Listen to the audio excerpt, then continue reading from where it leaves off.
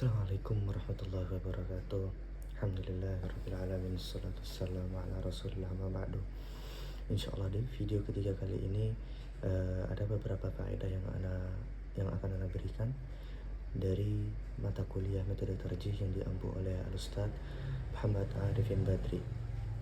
Yang pertama, bagaimana ta'arud itu bisa terjadi. Ta'arud ini bisa terjadi karena adanya beberapa faktor.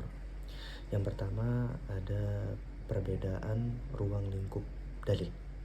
Yang dimaksud adalah ada satu dalil yang bersifat am atau yang bersifat umum, dan dalil yang bersifat khas atau yang bersifat khusus. Yang kedua, ada perbedaan kondisi. Perbedaan kondisi yang dimaksud ini adalah perbedaan dalil muqayyad dan mutlak. Yang dimaksud di sini adalah satu dalil memerintahkan secara mutlak tanpa adanya batasan, kemudian dalil yang satunya memberikan batasan waktu atau syarat tertentu dalam dalil tersebut. Yang ketiga, ada kapasitas perawi.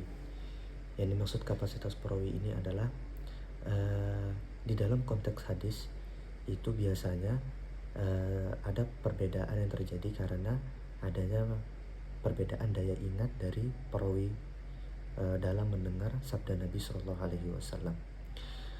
Yang keempat, ada konteks kejadian. Jadi suatu dalil atau pertentangan dalil yang menjelaskan hukum yang berlaku di suatu kejadian.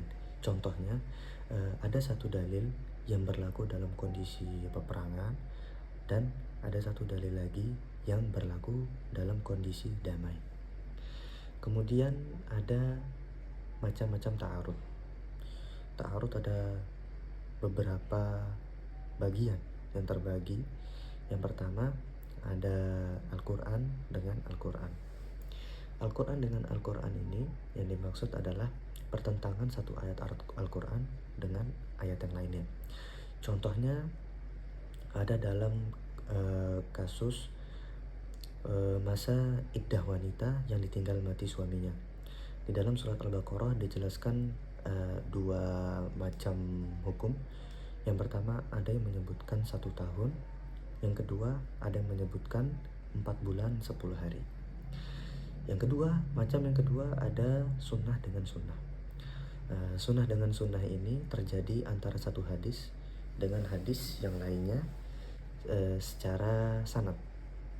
Yaitu maksudnya satu hadis, ada 2 hadis yang sanadnya sama-sama kuat.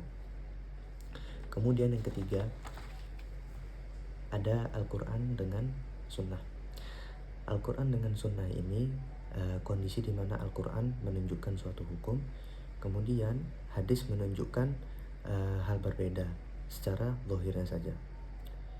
Yang keempat, ada sunnah dengan qiyas. Sunnah dengan qiyas ini biasanya terjadi antara dalil naqli dengan dalil hasil ijtihad atau dalil dari qiyas. Namun para ulama biasanya tetap mendahulukan hadis daripada qiyas selama hadis tersebut sahih. Mungkin hanya ini yang bisa ana sampaikan. Jazakumullah khairan. Assalamualaikum warahmatullahi wabarakatuh.